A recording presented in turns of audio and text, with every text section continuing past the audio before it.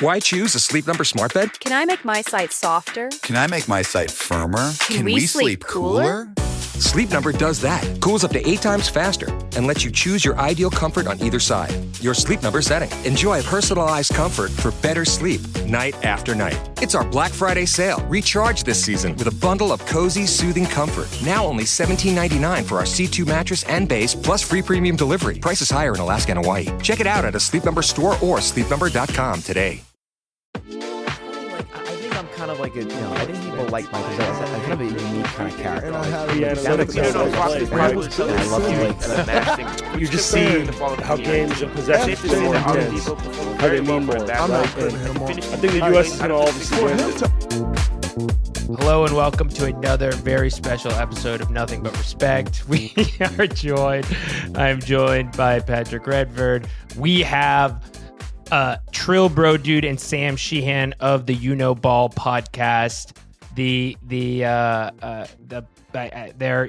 the Red Scare to our come town or something. We're the Chapo to their something. We have some connection and much like. I feel like Patrick and I's breakup was a little bit more amicable. They're the Court of Thorn and Roses to our Ice Planet barbarians. Right. Yeah. Wow. The Baffler to our Drift. Yeah. Exactly. But this is guy who just read the Drift essay about romanticy, trying to think of an analogy. Yeah.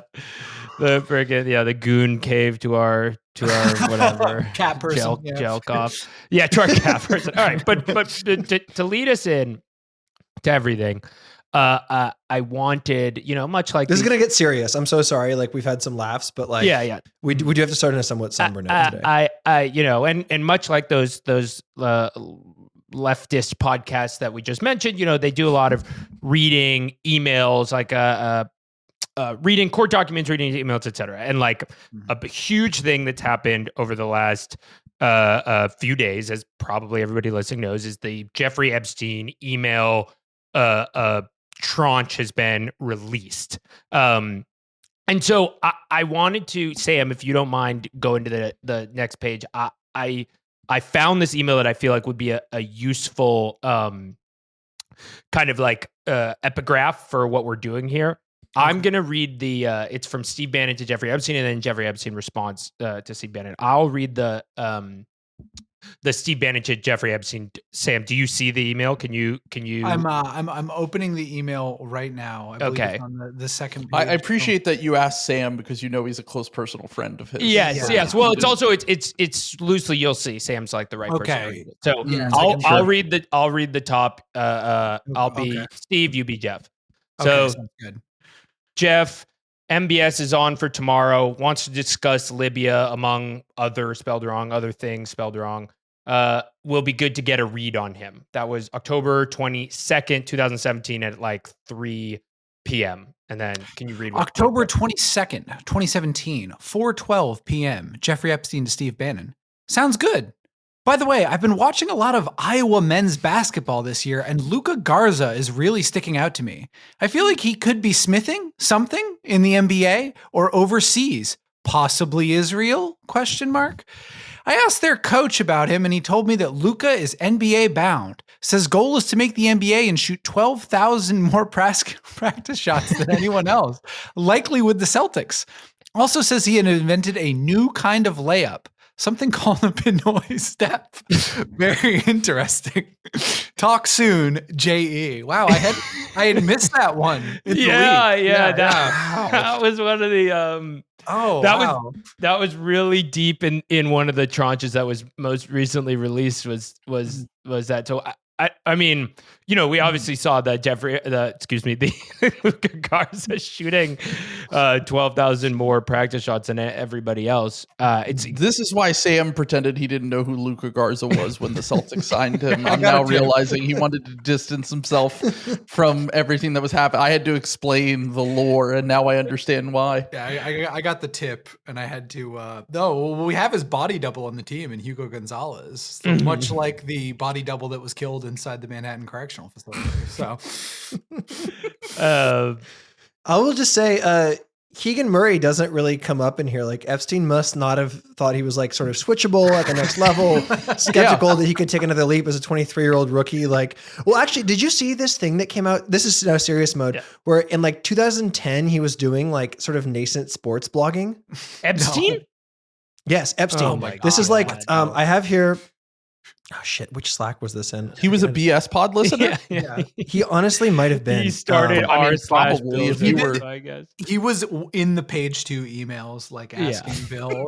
Bill was like, "Yep, these are my readers." But his emails. Here are some headlines from Jeffrey Epstein's blog in 2010. Rondo's on mission by Jeffrey Epstein. 12 games in the NBA season by Jeffrey Epstein, which is also the part of the season we're in today. The Portland Bigs curse continues. This must have been about Greg Oden. Or was it Festus Ezeli? No. FU Boston punks Miami again. So a lot to get into here. So was he a Heat fan? I want to establish that first of all. There's a lot of Boston talk, but I think I recognize when we get in the head of a Miami Heat fan, and that's what this smacks of. I'm trying to do. Well, he did have connections to Miami, quite notably. Reframing like being part of the billionaire pedophile class's Heat culture.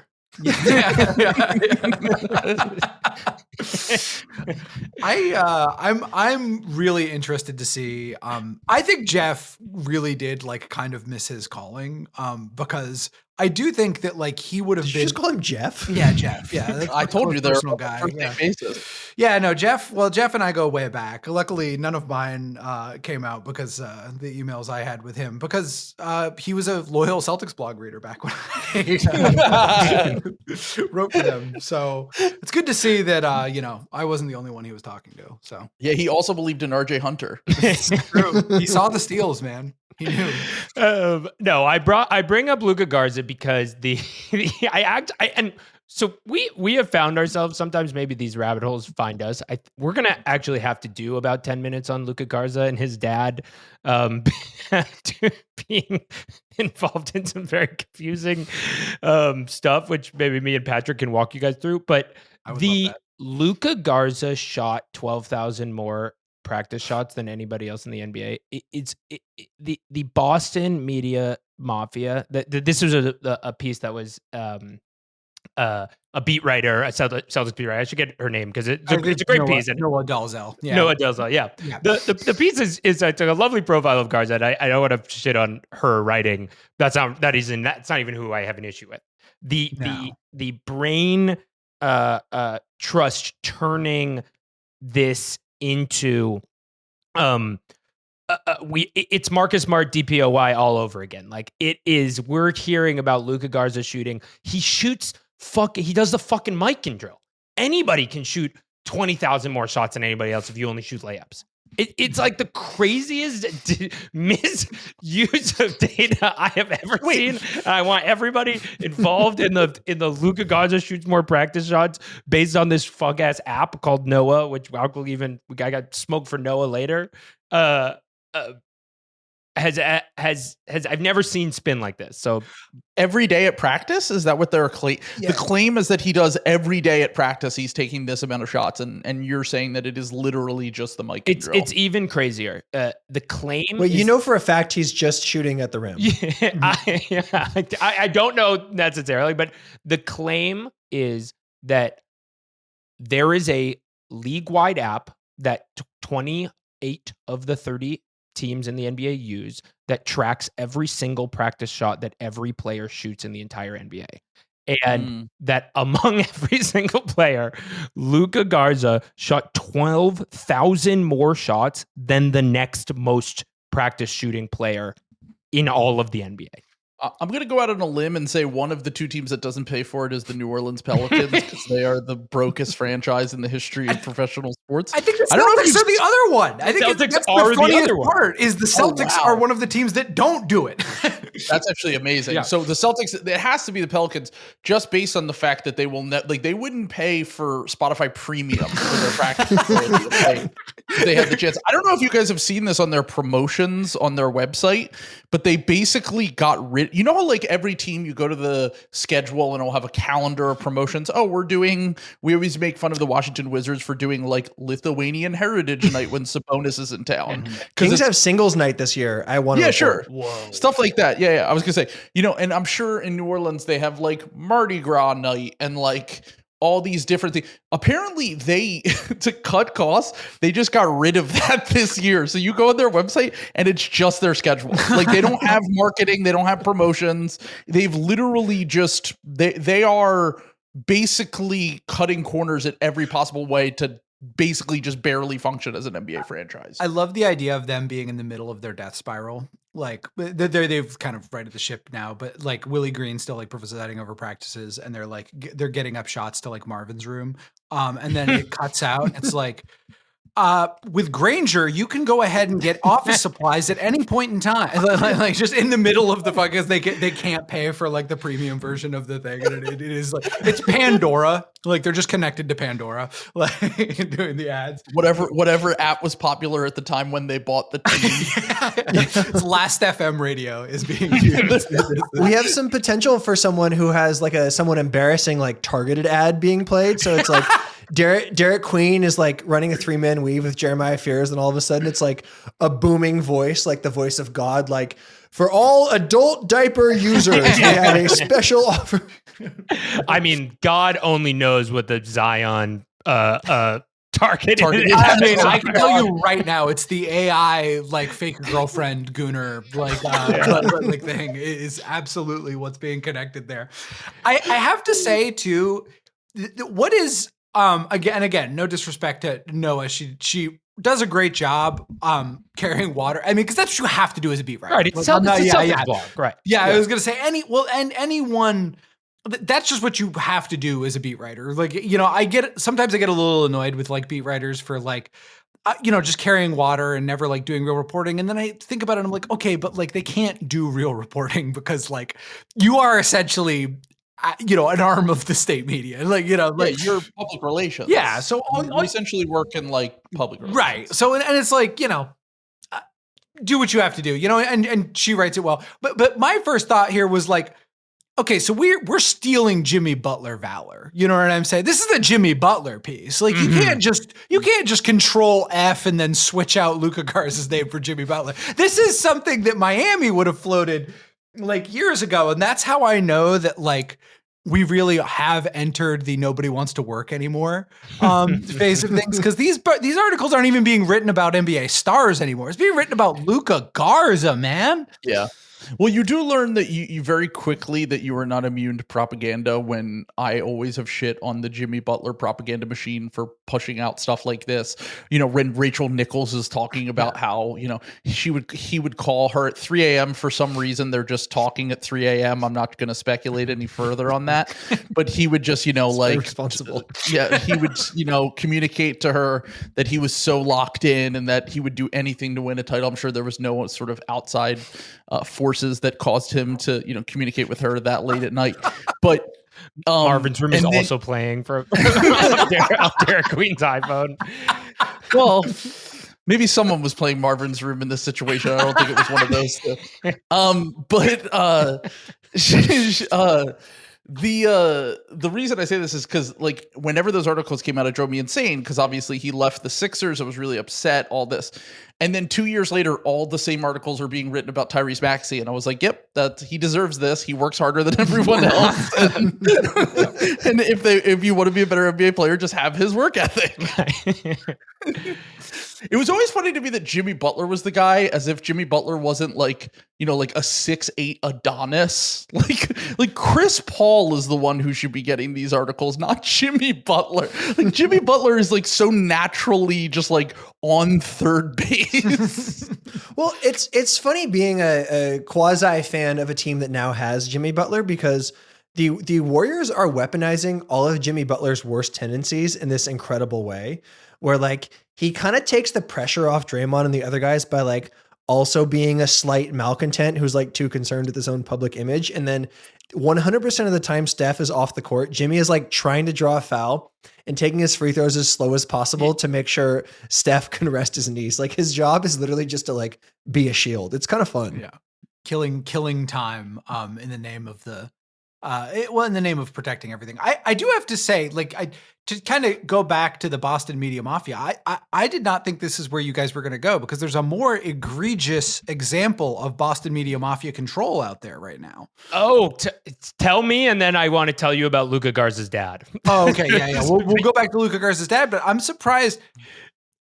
Hairgate, Jaylen Brown's hairline gate has disappeared from the public. It is being evaporated. The New York Times is in awe of how quickly they made this story go away. Like, it is the fact that it's happening every game and we are becoming desensitized to it.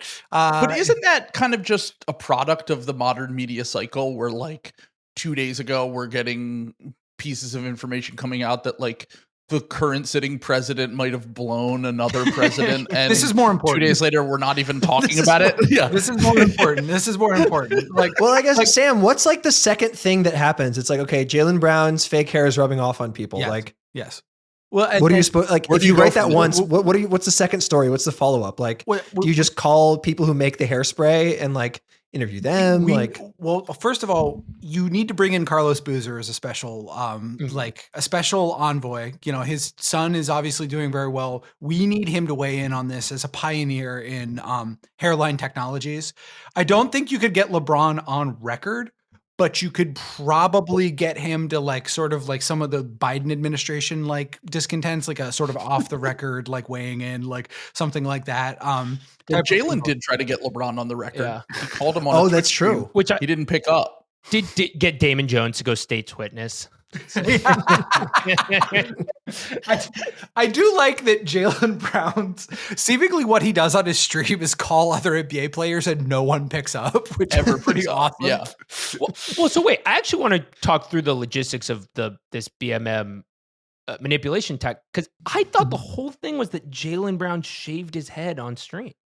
But then it was still rubbing off on people. I'm realizing in real time that like I got hoodwinked by all of this. Yeah, I think that was a limited hangout. I think in to use CIA parlance terms, like they were kind of they realized they had to quiet things down for a little bit. So Henry Kissinger, they pulled up his dead head from the fucking Futurama tank that they have him in, and they asked him, "What should we do here, sir?" And that he said, "You must shave his head." So that's what happened there. And I'm surprised it's not a story, but then again, I mean, look, media, it is what it is when it comes to media, man. Well, it's when your press corps has been humbled, losing like 108-7 in a game against a bunch of former NBA players. It's like there's certainly a sort of intimidation there, which is like, don't talk about any of our players' hairlines or spray on hair situation. Like clearly Missoula knew this was going to be a story at some point. And so he was like, we got to make sure we put the kibosh on this one instantly. Destroy all their credibility. The media versus coaches thing for the Celtics was so powerful that it caused one podcaster I know to pick the Celtics to make the NBA Finals. Crazy. And I was correct to do so, by the way. I was able to forge for me a vision. We're gonna have the Boston Celtics media press corps doing the Macarena on the sidelines. Like, did that break containment, because that became in Boston like sports circles, there was like a spirited debate about whether or not that was bullying, which was very funny to like watch. Like there was like a new forms of discourse were being invented in sports media. Like it was kind of like I don't know. It was basically like are bisexuals queer, but for like sports media debates were going on in live in Boston sports spaces. So is that a question? Yeah. I've never heard. You're that not deep enough. Posed. You're not deep enough in the discourse. You don't want to be out here. Yeah, you're not deep enough in the discourse. Well, it definitely broke contain. For like sure. I think we talked about it briefly, and I actually do think it's kind of bullying. However, it would not be bullying if you then made like those Celtics coaches like write an 800-word story on deadline, like, interview someone, try to do this person, like try to do their job, and like let's see how far you can get. Like maybe there's some latent talent, but like odds are, Boston assistant coach XYZ is not going to be like they couldn't do the Noah Dalzell, Luka Right. Garza story. Yeah. I would love to see Joe Maz try that, though. Yeah. I would think that whatever he wrote would be one of the greatest. It would be like Michael Scott from The Office writing a movie script, but for the NBA. I would love to see that. What if the Unabomber was twice as Catholic? Yeah, I want like the esoteric Catholic doctrine reading on like Neemias Queta, like with 12.7 rebounds. His belief in the King of Portugal was what actually spurred this to new levels and new heights. So. All right. Yeah, he's like, Queta shot 5 for 13 from the field. Reminds me of another little man who was a little less accurate than he should have been, picking his friends around him back in the day.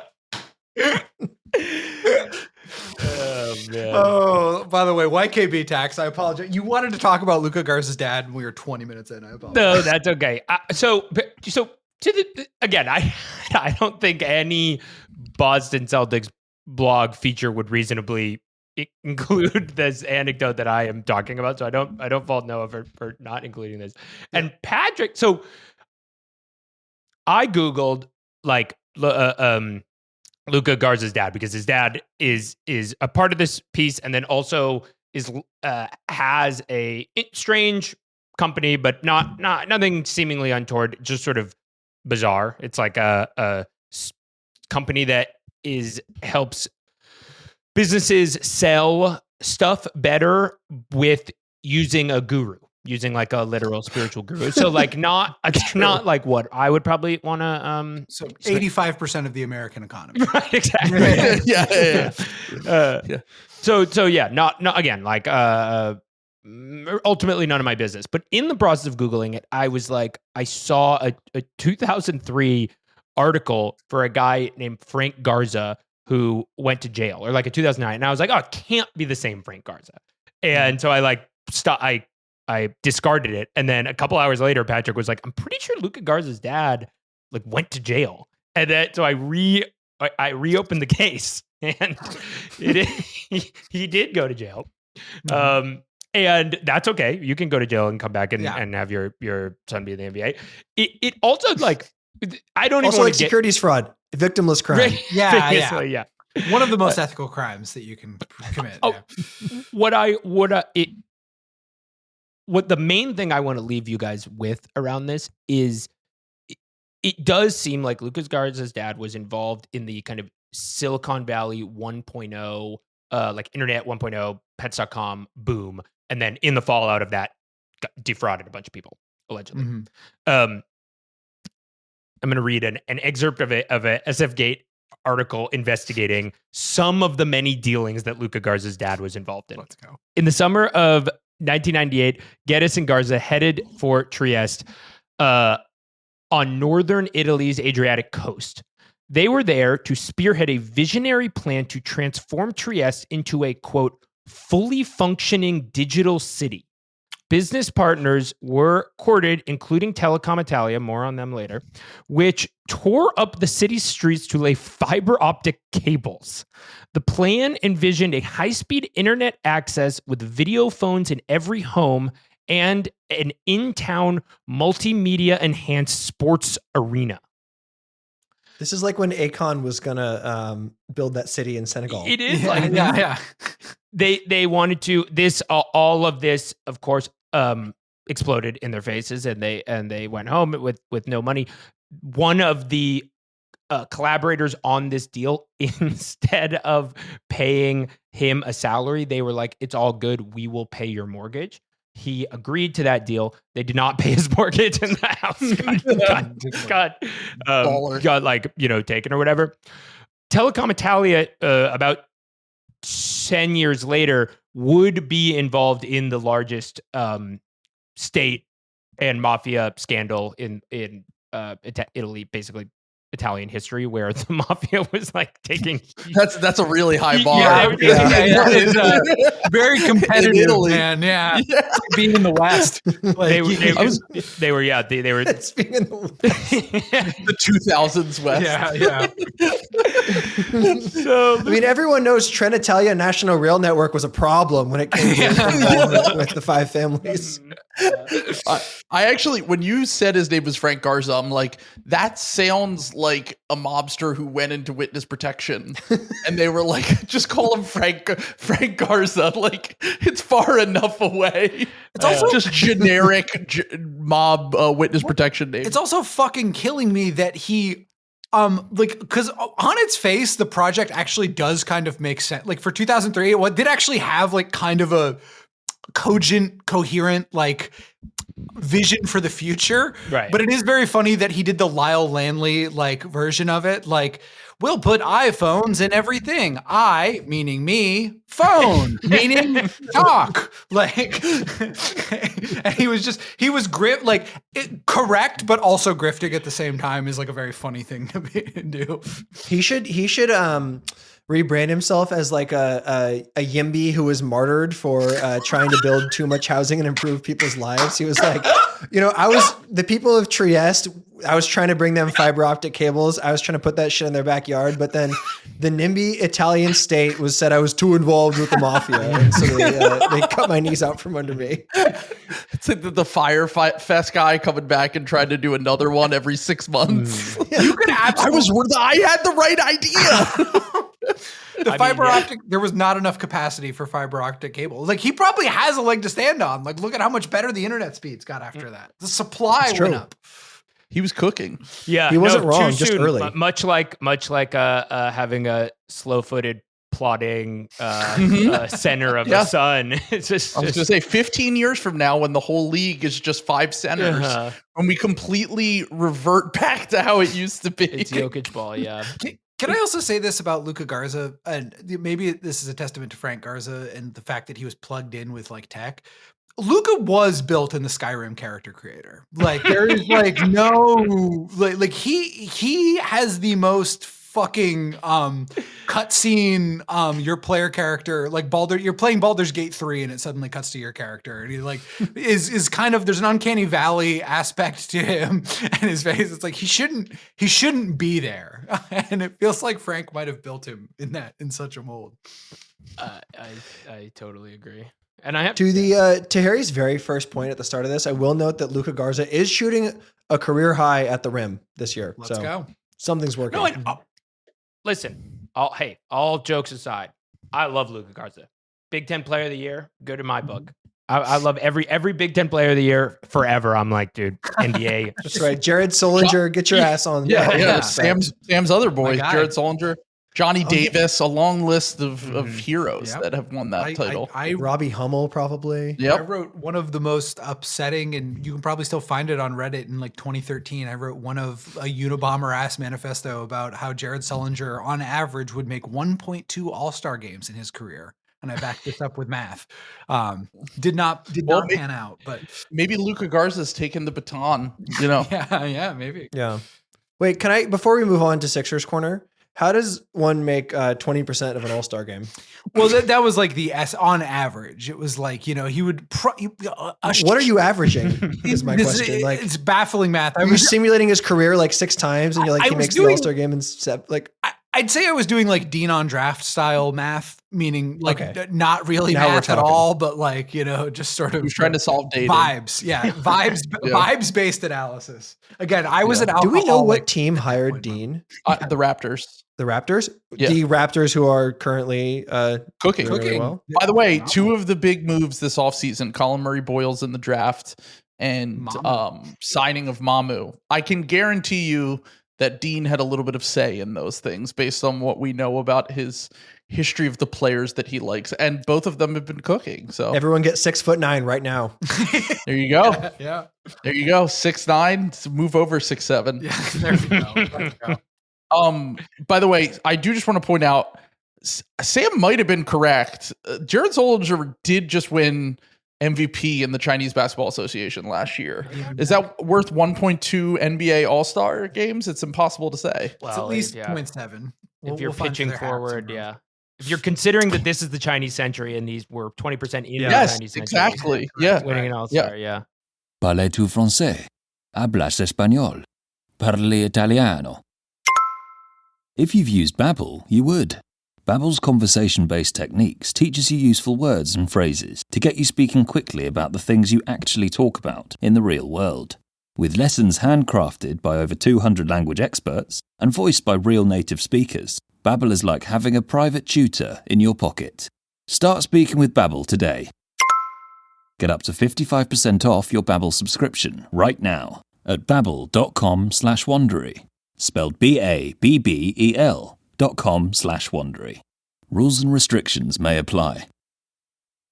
All right, let's talk Sixers, because we haven't look, maybe there's a slight West Coast bias to the Nothing But Respect podcast, but we haven't been able to give the elation of VJ Edgecomb and the all of the sudden of under the ashes of it's over, the we're backness of what's going on in Philadelphia, perhaps because of the Verizon 5G. What can you just Trill, like, what was your expectation going in for on the VJ experience? What was the vibe in like that early VJ spark, and then where have you settled 15 games in? Well, I'm glad that you guys didn't have me on during the first week, because I would have been way too hyperbolic as I was on the streams and on the podcast, because to the nearest 100th, how many All-Star games did you predict? Oh my God, dude. Well, first off, someone said, what can you compare him to? And I said, look, I'm not saying he is these players, but stylistically, he reminds me of Jimmy Butler and Dwayne Wade, which is a good mix to have. I said Dwayne Wade in the open court. Sam was like, all right, let's calm down. I was like, I'm just saying stylistically. In the open court, little Dwayne Wade; in the half court, little Jimmy Butler. But the thing that I have taken from first off, I did like VJ in the draft. I was earlier in the cycle, I thought he probably projected to be more in the somewhere in the range of Jalen Suggs, Derek White tier of player, in terms of like, he's going to be an extremely good role player in the NBA, crazy athlete who's going to hit open shots, who's going to work really well off the ball, who's going to defend his ass off. I thought he had potential as like a guard rim protector in the NBA as well. Just watching some of his stuff at Baylor and for the Bahamas national team. The Bahamas national team is what really got me excited about his potential upside, though, because it was the only time that he ever played in a system that let him basically cook. And it was only like 3 or 4 games. I watched 2 of them. And he was playing with other pros. Like, he was playing with Buddy Hield, Eric Gordon, DeAndre Ayton. And he was playing with pro level spacing, and he was getting to his spots and making shots. And I was like, all right, maybe there's something more here after I watched those games. The Sixers draft him. There were a few guys that I really liked for the Sixers, potentially. The 2 main guys were VJ or Khan. And I think Khan's going to be a fantastic NBA player. He's already shown that so far. And the long and short of my opinion on VJ was everything that I thought he could be, he showed in the first week. And Nick Nurse might have already thrown him into the rookie wall, because I don't know if you guys know this. He was playing the most minutes for a rookie since LeBron James. It was crazy. To start his career. And I also just want to put in perspective, like, the pace of today's NBA, playing 40 minutes of basketball every night is essentially like playing 50 minutes of basketball to 60 minutes of basketball when LeBron was a rookie. Like, the pace and the amount that teams run on an average basis, especially someone who's athletic and with a team that runs the court like the Sixers do, like, they put so many miles on VJ's body in the first 2 or 3 weeks of the season. And you actually can see it when you watch him play. And when we have 3 games in 4 nights or back-to-backs, like, you can tell the difference between that and when he gets 2 days rest. Like, he just looks way more springy and way more confident when he has a little bit more rest. Having said that, I've kind of figured out with him, like, I think it's just going to be like, first off, I think the return of Paul George and hopefully Embiid sometime here soon, it's going to be really good for his development, because I just think that he was basically thrown into the fire, looked amazing, hit the rookie wall really fast, and he's kind of struggled to keep up that hot streak that he was on early in the season, and now he's balanced out to be about what I expected him to be as a rookie, where like he's going to have some really rough offensive nights shooting wise and scoring wise, but he's just an additive player. Like he always knows where to be. He sees the floor really well. He's a crazy athlete. Honestly, the only weakness in his game, I would say, is his handle, and it's kind of the thing that will determine his ceiling. Like basically his offhand and his handle in general, he doesn't have a great one. He's kind of making up for the fact that he has a weaker handle with all of those other things I talked about. So I think the worst case scenario for him is he's just like still a very good role player. But if he does kind of get stronger, get better with that handle, there is potential for him to have like some real upside in his game. But right now it's been really fun. Like they're 7-5 right now. And I told myself before the season, like I wasn't going to do like live and die with every game this year. And that lasted like 2 weeks. And then they blew a 20-point lead to the Chicago Bulls, and I was fucking furious. A 25-point lead was the biggest blown lead of the season so far. And then they lost to the Pistons without literally half their team. The Dennis Jenkins game. I mean, that guy is literally the best basketball player I've never heard of in my life. And so those two things combined, definitely I was in my feelings for sure. But overall, it's fun. Like they're fun. There's no expectations for this team. It's more of a, fun run, young gun team. And it's just been a fresh experience after having years of not knowing what they're going to do with Embiid's health and having a one star in, another star out, and then the expectations for the playoffs. Like it's just been a breath of fresh air this year, to be honest with you. That all tracks with my experience as well. Isn't Tyrese Maxey still averaging like 40 minutes a game or something? He has been so good this year, and I hope that can carry on because he's been like the Sixers have always been one of my least favorite teams to watch, kind of always. Not this year. This is like something fun is happening. Yeah, so I'm glad you brought that up because there was a stretch where he was well over 40 minutes per game. He had a stretch where he played 42 minutes, 47 minutes, 44 minutes. And then clearly someone from the front office or someone else on the coaching staff said something because since then he's only played over 40 minutes once. But he still is playing. Yeah, I mean, like most nights he's playing anywhere from 35 to 39 minutes a game. But the thing that with Maxey is like, he is the kind of player that like you almost have to intervene because he is such a hoop head that you basically have to tell him, like have like a strict rigid plan for him when he's going to play and when he's not going to play.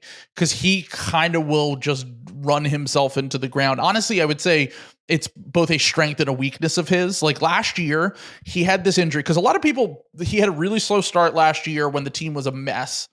And then he had this stretch for like a month and a half, 2 months where he looked like the best version of himself so far. And then he hurt his hand and he was playing through a hand injury and was learning how to shoot with his offhand. And I was like, why are you doing like this season is completely lost. They finally shut him down for the year after that. And it sunk all of his numbers. But there was like a 30-game chunk where if you looked at just those 30 games, you were like, there might be like a level that he went up this year, but it doesn't really show because of the slow start and the injury. And then this year, he's taken an even further step from that 30-game leap where he's clearly worked on his pull-up shooting this offseason. He clearly worked on his handle. And he's just seeing the floor way better because he's demanding so much attention as a scorer that he has a career high in assists while still maintaining like this crazy low turnover number that he seems to do every single year, no matter what his role is.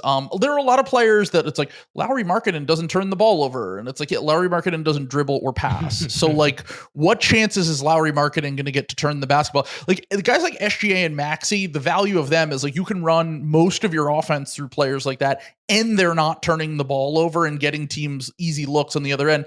Speaking of, funny enough, that was always kind of the superpower of Jimmy Butler as well. But the long and short of the whole Maxey experience has basically been like, he kind of came into this year with like something to prove because everyone was like, he's a bit of a guy who relies on other stars. He's a bit of an Embiid merchant, a Harden merchant. And I think he worked super hard on refining everything that was kind of a flaw in his game. And we're getting to see, I mean, I think he's been one of the 10 best players in basketball so far this year. And outside of that, like clear top tier of guys, you know, the Jokic's, the Giannis's, the Lukas, the Wemby's, he's probably in that next tier down to start this year. And I think that he's very clearly on path to be like a second or third all team NBA guy this year. And with injuries, you never know. Like me and Sam have talked about this. All NBA is different now. Like there are going to be players that get first team all NBAs just because they're more available. I mean, Victor's out for 2 weeks or a few weeks as of like an hour ago. And Luka gets an injury every single year where it just like opens up a spot. Like, I shouldn't say that. He's got Luka Garza, to be clear. Yes. Well, Luka's actually gotten 5 first team all NBAs, and some were before these new rules. Almost all, I think all of them were before these new rules came into effect. But he kind of drags himself to the finish line the last few years, and I don't think he qualified at all, if I remember correctly, last year, because I mean he did get traded in the middle of the season as well. But what I'm trying to get at here is like the discussion for what an all NBA player now, I think it's just different. Like we're going to see guys that are like all stars that like are clearly like, you might be one of the 30 best players in the NBA and you're going to make like 3 all NBA teams because you just don't miss games. Like Mikal Bridges could make an all NBA team one year because of this, because he just never misses games. Yeah, it's possible. Yeah. I hadn't even thought about that, but Maxey is, I mean, he's just been such a, I mean, it's so funny. He was not acquired through the process exactly, but he's just this. Well, do you know the backstory on how we got the Maxey pick? Gosh, surely at some point. What you guys? So trade I'll keep it very brief here. They traded Fultz for a pick that they should have not kept. It was a top 20 protected pick. Mike Muscala hits the 3 in the bubble. Oh, right. It turns into the 21st pick. We get Maxey because of it. OKC, you know, it was related to OKC's protections, but they had 1 million picks at the time, so they didn't really care about keeping that pick. That's crazy. The funniest part about that is that we actually originally had that pick. We had traded Jeremy Grant to OKC and got that pick, and then we flipped it to the Magic for a player that never played for us. We drafted this guy named Pasechnik, who in 2017 we drafted him. He never came over and played for us. We got the pick back for Fultz, the failed number 1 overall pick, which was kind of squarely in the middle of the process. It ends up turning into Maxey, which just is a very funny kind of side note in all of this. Quick spin off here. I did a quick fact check because I was interested. Do you want to? So I believe 65 is the number you need for All NBA to qualify. Yes, 65. Let me run through the All NBAs for Luka Doncic, beginning with his age 20 season in 1920. 61 games played, 66 games played, 65 games played, 66 games played, 70 games played, and then last year with his career low with 50 points. So he has always been right on the line. I love a man that works smarter, not harder. Like that is really incredible. He was getting his reps in. Another very funny thing, we've talked about just to run back, we talked about the minutes that obviously Maxey, number 1 in the NBA minutes per game, number 2, VJ. Do you guys know who number 3 in the NBA is in minutes per game? So Kelly Oubre was 4. There was someone else in 3. Is it Peyton Pritchard? It's even funnier. It is, in fact, Luka Doncic, which is very funny to me. This is for qualified players, by the way. Sure. Yeah. I mean, because he missed a few games, but still, minutes per game. Yes. 37. This is more of a comment than a question. I saw someone say that Quentin Grimes hoops like his crush is in the stands and he's trying to impress her, which like from a pure movement style perspective, I have to say that's like one of the most accurate posts I've seen this season. That's an incredible way because there really is not a better way to describe him, because sometimes he tries so hard that it's to a fault, where he just wants to impress someone so badly.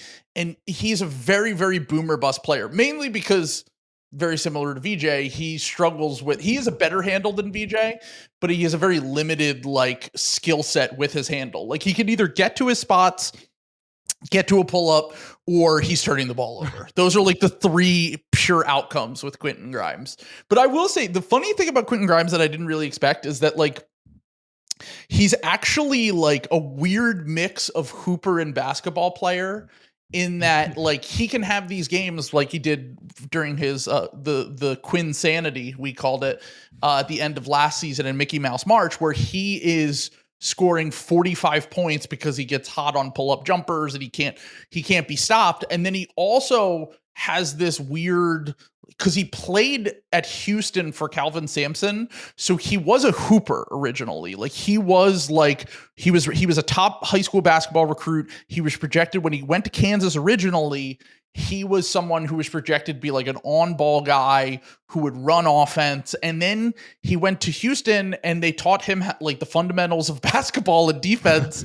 And he became like a 3-and-D guy. So like, he's a very versatile player. He's kind of frustrating because like you see moments where you're like, man, this guy's brilliant. And then other moments where he's just throwing the ball, 10 rows into the stands for whatever reason. But he has this weird mix of hooper and basketball player where he's very scalable because he can snap into hooper mode when your stars are out, but also when your stars play, he can, make corner threes, get to the basket. But the playing like his crushes in the stands is perfect because he's on overdrive all the time. Like he really does not have like an off button. It feels like he's just always going. All right. So I was thinking about like if he plays at it like his crushes there, like Shai Gilgeous-Alexander plays like he's like trapped in a digital panopticon where every crush he's ever had is looking at him, and also like all of their current boyfriends are also looking at him. Let's talk about some cool teams, because we are now in the beginning stages of teams. I guess it's loosely the league. Well, let me ask, because Patrick, you brought up pick some cool teams. Were you thinking or teams that are cool to us, like each to pick some teams that we're enjoying? I took this as like basically teams I'm enjoying watching. Did you have a kind of subcategory within that, or where are you at with that? Taxonomically speaking, I think you can sort of define it however you want. Like that's something that I sort of like about this prompt. But like you asked if it's like distinct from league pass ratings. And I think like the Bulls are a really good example here because one weekend everyone does the Bulls are back segment. And then 2 weeks in and it's like, oh, this is not they're 500 as they always are.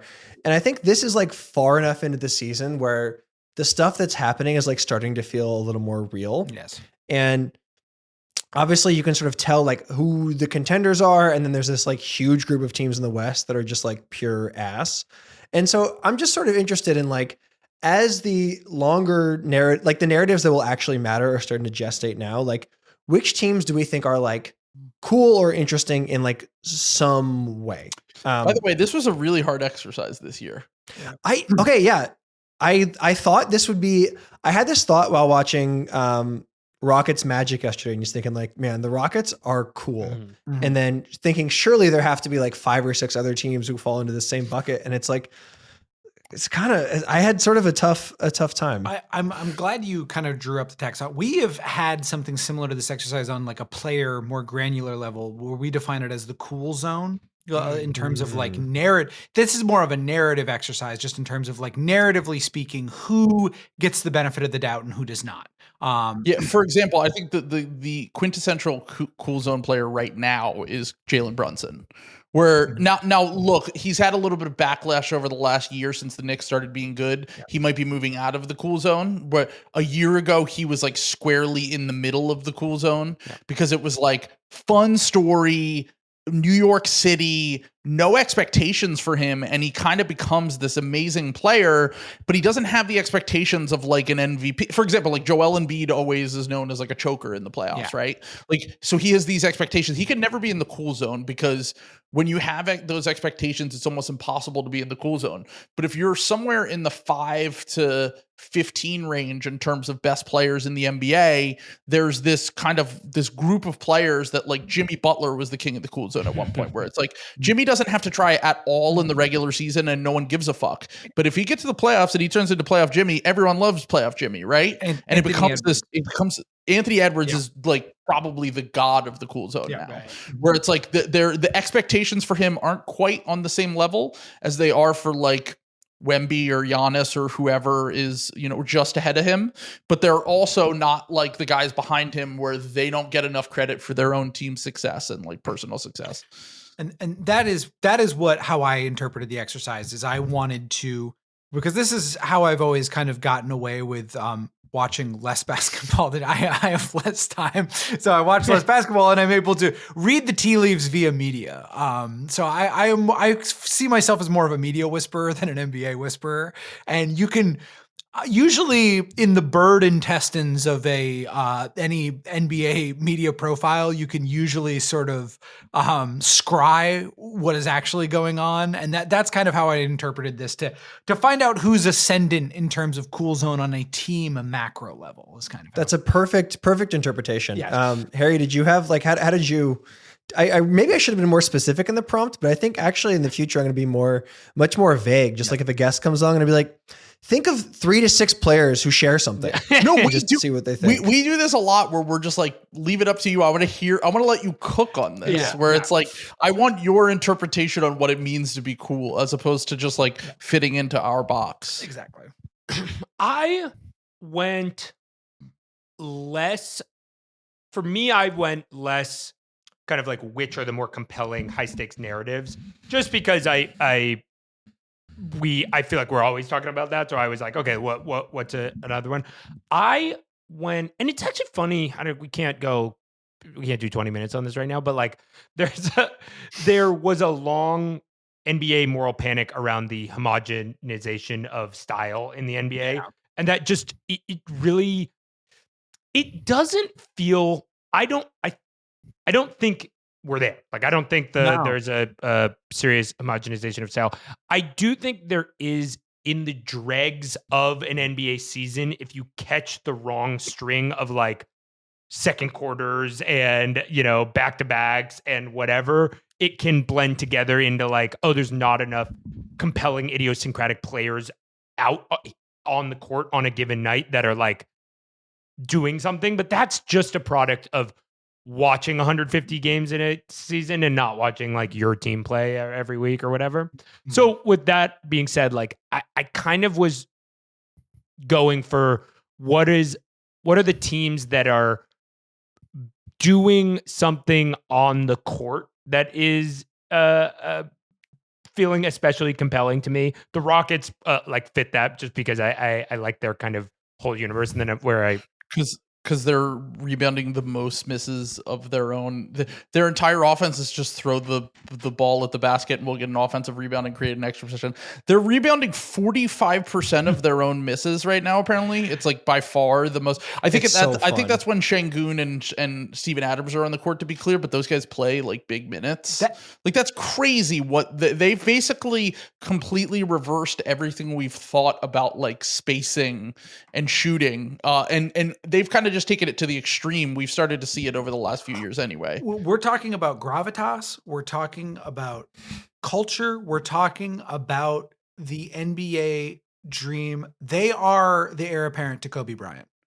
Looking cool while you miss shots is so fucking important in the NBA, and the Houston Rockets have understood this, and that's why they're a cool team. Kobe was very cool, despite being a bad player. So like this is very yeah. Well, if you guys love missed shots, there's a certain team in the I-80 corridor that's not the Warriors I can recommend to you. But the Rockets are basically like at the intersection of all of these sort of differing definitions of cool, in that like the basketball they play is both very like aesthetically interesting and also somewhat unique.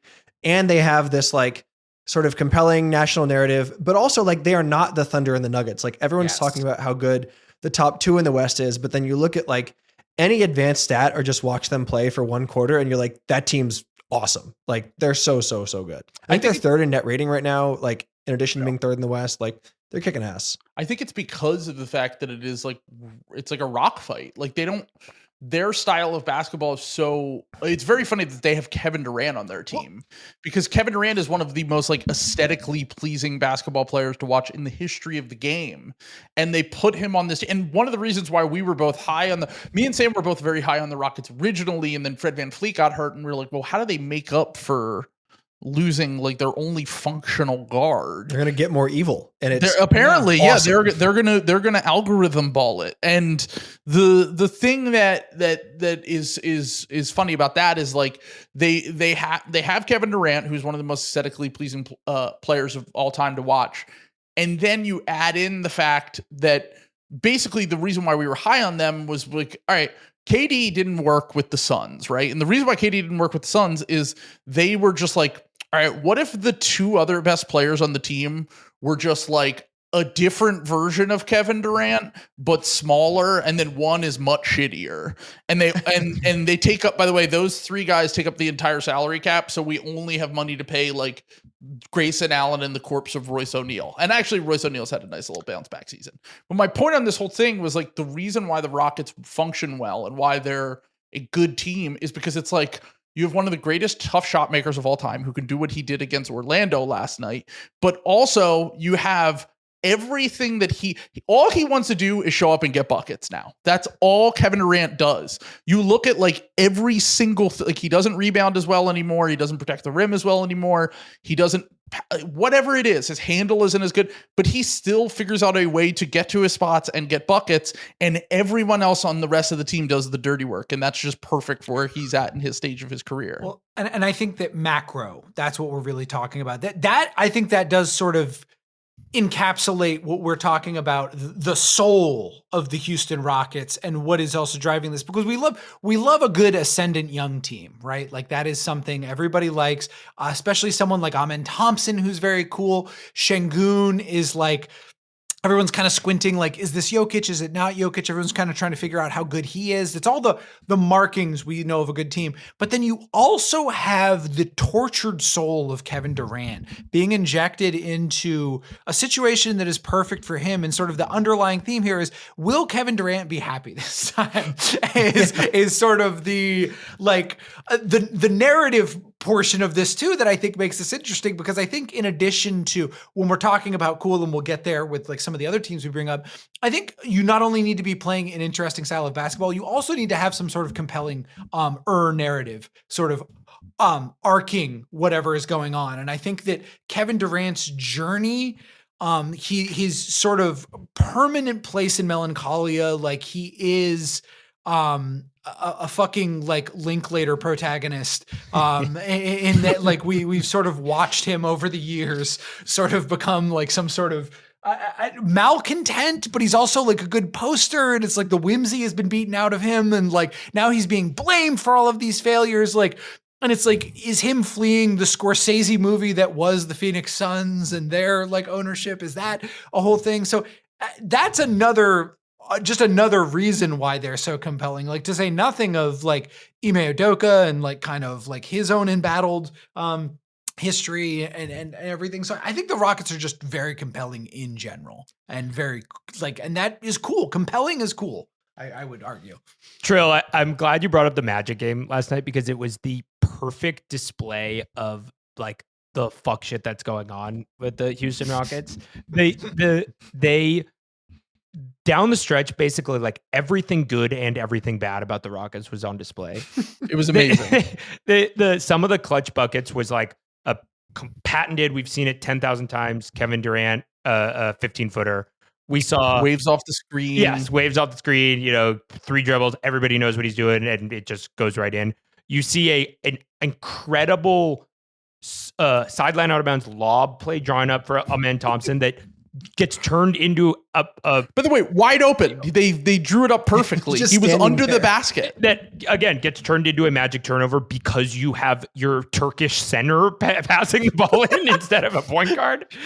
It was like he just threw it, and then Durant falls over because he's old. And then finally, like, honestly, an amazing second slob. And I thought it was like so sick of Udoka to go back to Şengün, to go back to fucking what's his name, the right after he just made the mistake, and then you get this like weird fucked up baby hook game winner that seals it. Like you really just got every element of Rockets basketball. It was also like, speaking of contrast, this can be the last Rockets thing. Reed Shepherd, compelling little man, Yes. and like kind of bad last year, mostly didn't play. And it's sort of interesting that the critical consensus on him flipped from everyone was kind of excited about him coming into last season. And then despite like not really having a year, everyone was like, this guy's ass. It's time to like, especially after the Van Vliet injury, it's time to get someone. And then he had the bad first game against OKC. And since then he's just been like awesome. And it's fun that they have a tiny guy who gets picked on defense on a team otherwise completely occupied by like crazy killers who are all huge. Me and Sam both really like Reed in the draft, and it was alarming when you watched him on an NBA court because of the way that he had this like boyish look, and because he was generally one of the smallest players on the court, it looked like a child escaped onto the court where you were like, how is this going to work? Like, and another thing that is just perfect about the Rockets and this team that they built is that after the game the other night, he turned down an open three, and Amen Thompson told him if he did it again, he was going to punch him in the face, which is exactly what Reed Sheppard needs. And I can't remember who said this, but it's literally the greatest slander, but also compliment nickname I've ever heard, which is someone called him Mark Fisher Price. Really good. And that is like the encapsulation of Reed Sheppard, but he's been exactly what they've needed. It is very funny. I feel like we're going to have that with OKC a lot, where it's like a young player struggles against them and we're like, yeah, they're not an NBA player. And it's like Concanipple had like 5 turnovers and shot like shit against them the other night. And I'm like, I'm pretty sure these guys are going to be fine. OKC is just like the greatest defense we've ever seen. Yeah, particularly like a perimeter defense too. Like, yeah. No, exactly. I don't hang up on the Reed Sheppard biopic. Like, DJ Qualls, stay in line. You will play Reed Sheppard. Like, yeah, no, I agree with all of that. The first game, so much gets like frozen narratively after that first game. So Reed Sheppard running into it was such a load bearing narrative moment for him to get like bodied by. I do just want to be clear. It was okay when I called VJ Edgecomb MJ Edgecomb, Michael Jordan. But anyway, that seemed right. After one game, that actually feels right. What teams do you guys have? Sam, who did you have?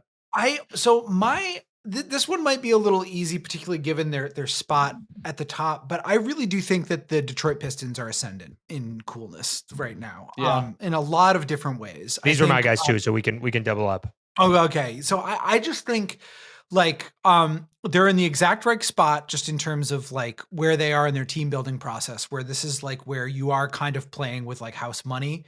Kind of coming into the year when we did our previews, I kind of pegged them as a regression candidate a little bit because they made such a massive leap last year and then really gave the Knicks everything they could handle, and a Knicks team that pretty easily could have gone to the finals last year if a couple of things like went differently. But I was like, well, but like this is kind of what happens. A young team catches everyone off guard, and it just honestly, it just seems like they're just a maturing team. Like Jalen Duren has become a demon. And I was a big fan of his. I think the Detroit basketball, we've missed Detroit basketball. This is something that is built in the wilderness for like 20 years now. And this is like a proud NBA franchise. Like this is a franchise that has had a lot of success, because sometimes when like a team is bad and like, there's like no history of success, it's like, well, the Charlotte Hornets, like, I'm sorry, you guys have always kind of been bad. Like, it's not really a thing, but this is a team that's won titles, has a history of being good, has Isaiah, has Ben Wallace, has like has Rodman, has all these like iconic style, like guys in their history. And, Cade Cunningham is sort of the embodiment of this, is in a guy who had such high expectations coming out, really struggled through injuries and just not having any talent around him. And like, I know I was kind of writing him off early on in his career, and has sort of transformed himself this season into, again, like Tyrese Maxey, a guy who has kind of put himself on this short list for like all NBA top 10 player guy, who's like in that next tier down from the top apex predators of the league, but is in that like 5 to 12 range somewhere, and is doing it all on high volume, pretty good efficiency, all these other things. And, you have the other Thompson twin there. I just think there's a lot going right here to kind of make for a team that I think most neutral NBA observers are going to be very interested in, want to watch, and are going to root for. More importantly, and they're my pick, especially with their success they've had this year, number one in the East. I'm with you. I had the funny experience of like every Pistons game I've watched, I've been like, oh man, these guys are awesome. Like, and then I went today to check where they are in the standings. So the number one in the East. There they are. Good. Okay, I test passed. To me, I totally agree with everything you said. The Jalen Duren is must see TV. He is so awesome. Like he's this weird. You very rarely can see this on TV, but you can with him, where you're like, oh, that guy's 10 times stronger than everybody else. Like his delts are like visible from Mars. Like he just is so strong, but then also has like, I mean, the whole Pistons team has a little bit of like, fuck you. And they get Ron Holland and Cade. Like I love Cade's kind of like, I'm not fucking with anything. Vibe. Nasty defender. Yeah. Like crazy. Duren, and it's funny for a guy who averages like 16 and 10 to sort of have this sort of swagger about him. But Duren thinks he can beat every single big guy off the dribble. Like he gets the ball at the nail and he's like, I can dunk on you. And it like doesn't always happen. But he has such a confidence to him. He's so like strong and angry, and like Cade plays perfectly. Like that pick and roll. I mean, obviously Jokic and Murray is, I mean, surely there are many pick and rolls that are more efficient points per possession or whatever. But the Cade Duren pick and roll has got to be one of the hardest pick and rolls to defend in the league. Definitely. Yeah. No, I was just thinking about this while you were saying this. Like there are a few teams that are like this, but this is a very like Bill Simmons point here. But like now that the Pistons are kind of coming into like, I guess this would be like the third wave of their success, like the 80s being the first, the 2000s, they always have to have like their best players or best offensive player is usually a point guard. And then the rest of the team is just tough dudes. Like they're just all like, that is just their identity. And I thought about it and I was like, the only other teams that I can think about that have sort of a similar stylistic thing are the Lakers with Showtime stuff, where it's like the Lakers need a superstar and everything needs to be glitz and glam for it to work, which is why Luka, they'll eventually figure that out. Mavericks white guy. I was going to say the Spurs need a French guy. Like that seems like the Boris Diaw, Tony Parker, Victor Wembanyama. Like they have to have at least one French guy on the team to really be their greatest form. I think they only won one title prior to the French guys being there in the 2000s. So I just think that the Pistons have like I rarely buy like you need an identity type thing, but like they really are proof that like having this tough guy, we're going to try harder every single night. Even when our best players are out, we're going to beat teams like, look, the Sixers and the Bulls are mid, but they're still good enough teams. Like they should be able to beat the Pistons when they don't have multiple starters. And look, JB Bickerstaff might not have worked on the 7 jobs that he had before this, but he seems to have found a spot by just being not Monty Williams. Like that is like the great. It's actually very funny because Jalen Duren's a Philly guy, and I have a friend who used to go to see him play.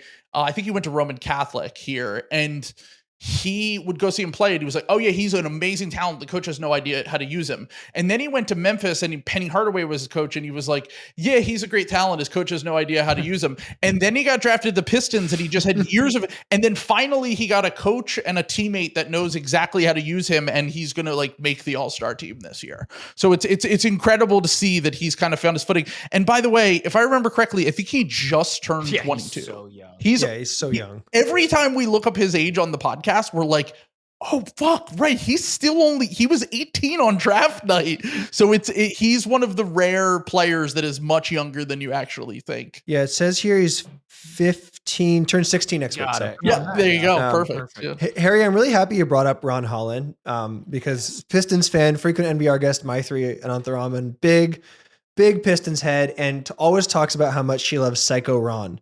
And he to me is like the guy that most embodies their identity, because I watch a lot of Ron and I can't really tell you like what he's good at other than just kind of like beating the shit out of people and running around and like doing stuff. But he's like, Motor. God damn, he's so like just watching that level of competitive fire and then watching like Dennis Schroeder trip and fall and die and like 12 pick and rolls in a row for the Kings is like, do these guys understand that like you're allowed to run? Like I love watching Psycho Ron. He's so great. It's perfect. The high motor for the Motor City. Yeah. There we go. Well, and I think that's also really cool too. And I'm glad we brought up like Duren just being like just an absolute beast, like a demon and Adonis. And we're talking about Psycho Ron because like the Detroit Pistons are one of the few teams in like sports that has a very distinct identity that has transcended like multiple iterations of the team. Like the bad boy identity has kind of like hung around through the years. I think the only other one I can think of that has a similar identity is the New York Yankees in terms of being not fun and shitty. In terms of any other things, but I can't think of another city. This is epic. Sam not listening to what I just said on Univol. That's all right. We're fine. No, it's more like European soccer than anything else, where it's like we have this like the way we play is like this, except in soccer you can build your team however you want it. Like if you're just good at human trafficking, you can just like have a good academy, you know? Trill, did you pick a cool team? Okay, so I have a few cool teams that I wanted to pick from. I'm surprised that Harry didn't pick the Pelicans because I know that they're terrible, but I thought that he was cooking. He loves them. He was cooking early. Well, first off, they have his guy Jordan Poole, but beyond that, like the Fears and Queen thing, the Queen thing was such an incredible call from you because I saw the upside with Queen in the draft for sure. The thing that we all hated about the trade was like, it's fine to make that trade, but like throw a top 5 protection on the swap. Dude. Like you're going into this like generational draft that could like change your franchise. And Lord knows that you need something like that. But the Pelicans in general, like I had another team that I do want to actually kind of just a quick pivot off of this. It's a very easy one because it's the team that they made a trade with on draft night, which is, I have a qualifier here. The Hawks, when Trae Young doesn't, I had the same thought. I was like, the Trae Young was Hawks rule. Because it's like, it's very funny having seen, because look, the Pelicans are cool, but ultimately at a certain point, you probably have to win basketball games in order to like maintain your coolness. Like, look here, I just think that what I'm trying to say here is that like the cool vibe can only get you so far before like everyone starts to hate each other and the vibe sour and all that stuff. The Hawks are winning games without Trae. I think they're 7-2 without Trae, if I remember correctly. They have the second best defense in the NBA when he doesn't play. And this is very personally, to me, is very satisfying because Trae Young obviously ripped my heart out as a Sixers fan in 2021. And then every year after that, I had to deal with everyone overrating Trae Young and the Hawks, including my own co-host who's on this podcast. And every year I had to tell him they're not that good. And then I finally talked myself into them this year and they sucked out of the gate. And I was like, did I really fall for my own thing I tell Sam never to fall for? Well, apparently Trae Young has been, it's not that Trae Young isn't a very good, talented basketball player. It's that Trae Young marries you to a very specific style of basketball that has gotten increasingly worse over the last few years as teams have moved to become larger, as teams have moved away from like smaller creators and have bigger creators. And honestly, as Trae has kind of just regressed as a scorer, where why he was so good when he was younger was because he could score from all 3 levels. He was this incredible passer and playmaker. And yeah, he's the worst defender in the NBA, but he makes it up because he's so good on offense, right? Well, now it's like he's not that great on offense, and then you remove him from, now they run all the time. Jalen Johnson's making this massive leap. You're seeing guys like Richiche have the ball a little bit more. Dyson Daniels is, it's tough to play Trae with a non-shooter like Dyson Daniels, but now Dyson Daniels can kind of do some dirty work, set screens. And honestly, the thing that's really impressed me the most just from watching a few of their games during this stretch is that not only do they have kind of like what the Sixers had early in the season where they never really give up and they're able to fight and claw their way back into any game, like Quinn Snyder has actually been kind of cooking this year. Like they've been actually running offense. Like when you have Trae Young, all you do is run high pick and roll. That's your entire offense is just pick and roll.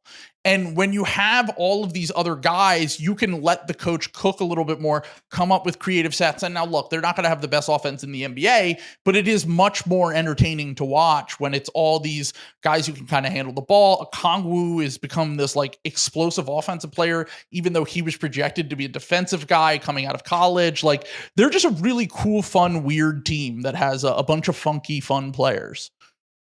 Vic Krejci. Yeah, no, Hawks are awesome. Love it, dude. The thing that made me understand Trae Young more than any other piece of information was Kevin Huerter went on Zach Lowe's podcast when the Kings first got good. And Lowe was like, you know, you played as Trae Young forever. Like it's kind of different playing with Fox. And Huerter was basically just like, that shit sucked. It turns out I can do more than just stand in the corner. And like, no one's just standing around anymore. Like, yeah, Hawks are cool. Yeah, that is, by the way, I've heard many stories like that from people who have played with or any quote unquote heliocentric star. Yeah, it seems. I'd like to push back on this, quite frankly. So first of all, I'd just like to point out that Trill loves destroying the nuclear family basketball offense, where there is one couple. He wants Bushwick style poly creation, and that's a really good. That's very So he's against our Mr. and Mrs. Orlando Magic. I forget their names. The evil people. The DeVosses. Yeah. I will fight this. I will fight Troll Pro Dudes attack on the nuclear family on the podcast. As newfangled woke basketball. Yeah, this is woke basketball. Also, I'd like to point out that he didn't point out that it's also Kristaps Porzingis' fault. So I'd like to point that out. Porzingis has been out. That's certainly been another vibe indicator in the positive direction. Yeah. I have never. Oh, sorry, not never. I was being a little hyperbolic. Jalen Johnson. The game looks so easy for him. Luka has this too, and I think it is kind of the final form of basketball, where you're so good at basketball that it looks like people are playing bad defense when they're guarding you. Jalen Johnson has it, where it's like he'll drive by somebody, and I'm like, why did you let him drive by you? And like, clearly there's like something I'm not seeing there, but he's special, and he is really fun to watch. He's kind of become, it's very funny because he used to get, when he was coming out of high school, he got Ben Simmons comps. And I think Ben was much more naturally gifted than Jalen. Like Ben is 6'10" with a point guard handle and ran like a gazelle in the open floor. But Jalen Johnson's probably the closest thing we had to like what the idea of what we wanted Ben Simmons to become, where it's like he occasionally shoots. He doesn't have to shoot all the time. Like you can run offense through him. He can get your team into transition and be this beast in the open floor, but also just, we always joke around, we call the Thompson twins normal brain Ben Simmons, but smaller. Like Jalen Johnson's kind of like somewhere in between the two, where like he actually can function outside of the restricted area as a player. And it is such a joy to watch, because I personally, not just because I'm a Sixers fan, like Ben, when he was a rookie, was like awesome to watch. And Jalen's kind of taken a little bit of that cachet, and he's brought it back. Yeah, that's an interesting comp. The this particular Hawks team, the post Porzingis, post Young team, came into Sacramento and hung 133 on the Kings. And they were up, I think, like by 40, like early in the third quarter. And so for that, I will always, like, they have my vote for the rest of the season. Incredible things are going on in Sacramento. I know. It was, you could see it coming from a mile away, but it's still amazing to watch it unfold with Sacramento. It is true. It's like knowing the end of a movie, but still liking it. It's like someone spoiled the end of, fucking, Usual Suspects would kind of the Materialist. It's like I knew Pedro Pascal got the fucking leg lengthening surgery. I haven't seen it, so this will, to Sam's way earlier point about beat guys, it's been really funny listening and reading all the Kings beat guys sort of like circle around, but not actually be allowed to say the obvious conclusion of why the team is busted, which is ownership. And so they will just kind of say like, yeah, the roster's bad and the decision makers are bad, but, and then just kind of stop the sentence there. Well, what can you do? This is just how things naturally work. Kind of how, yeah, but it's like, one would then sort of wonder, like, what's the point of having that conversation if you can't actually. What's the overarching theme? What's the connecting piece here that is kind of plagued the team for the last, 15 to 20 years? Brad Miller, his ass is always courtside in like some country ass hunting gear, which I really Get do. rid of him. I respect. Yeah. It's like, well, get his ass out of guess here. we'll never know. Let's see if Russell Westbrook could get 9, 7, and 12. Yeah. By the way, best player on the team? Yes, probably. Like, well, he's starting now, so he's unfortunately has to play against guys who like know where to stand. So yeah, that sucks. Well, it's the Unk Renaissance with Russ, Harden to different levels. Steph, Durant. It's great to see the elder millennials still cooking. Yeah, you have the Unk lineups down with the Warriors, and then you go north and you get the Funk lineups with all the old guys the Kings are trotting out there. I like that. The Clippers. The Clippers too. Yeah, I was gonna say what it is. West Coast is built for Unks. Yes, we've in such cases, yeah. As an Unk myself, it's like I feel sort of a spiritual coherence here on the West Coast. It's beautiful. This was great. If people like you, but also like this specific formation of 4 people podcasting, where can they find more of you and us? Well, tomorrow you guys are going to come on to Ball. We're going to talk about some Anthony Davis trade stuff. Because it's already slop season. You got to get it started early. The second, third week of November. You got to talk about 10 games. That's enough. That's enough of that basketball shit. Disgusting. Gross. That shit's over. Style shit. Ball. It's Ball with Troll Bro Dude. I should probably add Sam's name to that on YouTube. I like being in the wings, like the masked guy in Phantom of the Opera. He's just laying low. Yeah. And then every podcast platform as well. And then look, if you like it, sign up for the Patreon. That's what we always say. Hell yeah. If you like the pod, good shit. You can sign up for it. And we got Only If You Get Caught, episode 3 comes out today. Yeah, that's the best one of the season tomorrow. It's using the Lance Armstrong story to like describe the boundaries of the trans sports panic. We really go places. It's going to be amazing. Good. Wow. Hell yeah. So check it out. I need to tap in for that. All right. Well, we will see you guys on the Ball feed see you so soon tomorrow, and we'll see y'all later.